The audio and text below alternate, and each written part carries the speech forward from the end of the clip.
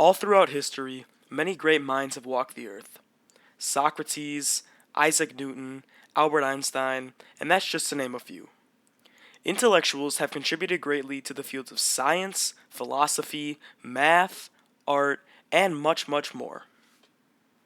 However, one man, you could say one Renaissance man, seemed to just have it all.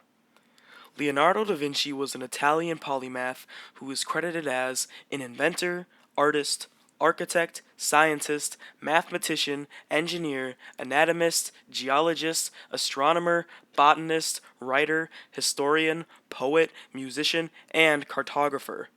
Now, that was kind of a lot to take in, but it's actually really fitting considering just how much Da Vinci accomplished during his life and how much he contributed to the lives and futures of others. Leonardo da Vinci was born in the year 1452 in the Tuscan hill town of Vinci, located in the lower Arno River Valley in the Republic of Florence. His full birth name was Leonardo di Ser Piero da Vinci, so his name roughly means son of Sir Piero of Vinci. Overall, little is really known about the early life of Da Vinci. However, there are a few key aspects that we do know that give us some insight as to how and why he became the great man that he was. At the age of 14, Leonardo was the apprentice to the artist Verrocchio, whose workshop was considered to be one of the finest in all of Florence. This relationship they had jump-started Da Vinci's passion and skills at painting. The two collaborated on making a painting called The Baptism of Christ. This was an incredible piece of art considering that it was Da Vinci's first professional piece, with little assistance from Verrocchio himself. By the age of 20, Leonardo was qualified as a master in the Guild of St. Luke, which was a highly respected guild full of artists and doctors. Now, as you can probably remember from earlier in the video, Leonardo definitely did not just stop at painting. The other area in which he would be remembered most was that of inventing. In his later years, he was very reclusive. He spent most of his days in his workshop alone, but sometimes took the occasional apprentice under his wing.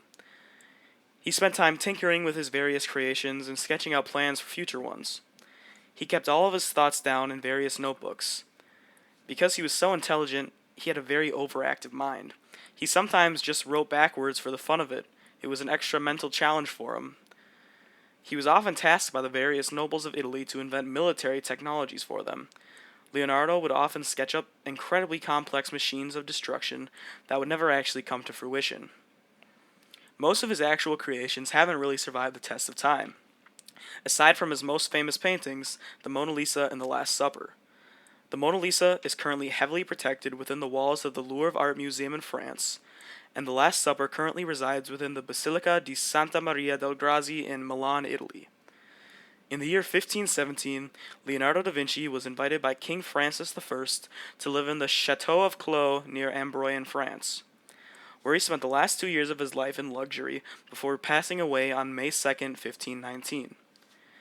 The chateau is now a museum that catalogs the life of the great man and even shows off some working models of his designs. So, what did we learn today?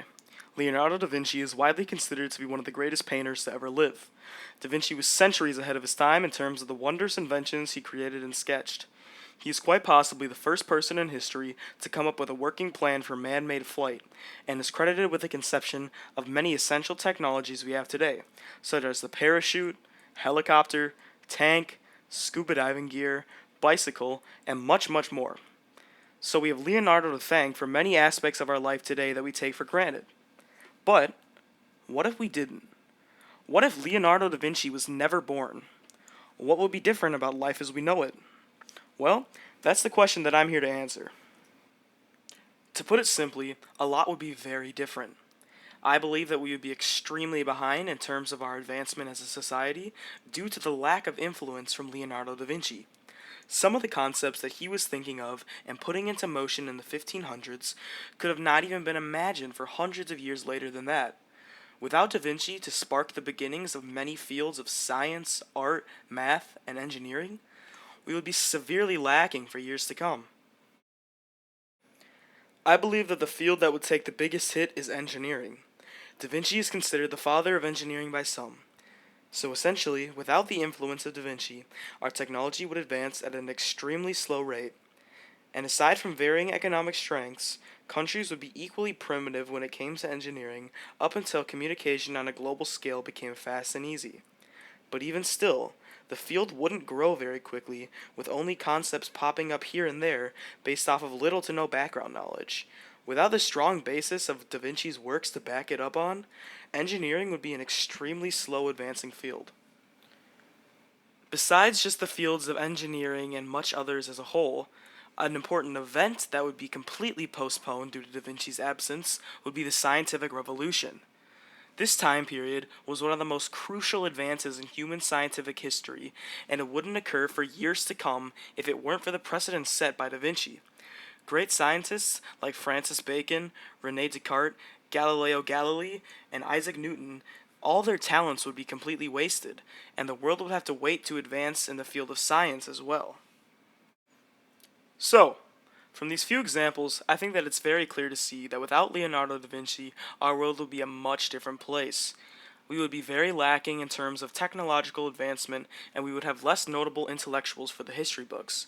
Leonardo da Vinci's time on Earth was a crucial building block for the future of humanity, and without his presence here, it all essentially falls down. As such an important person in human history, it's just flat out scary to imagine a world in which he never lived. So, next time you get in an airplane or go on a bike ride, you should thank your old buddy Leo for making it possible.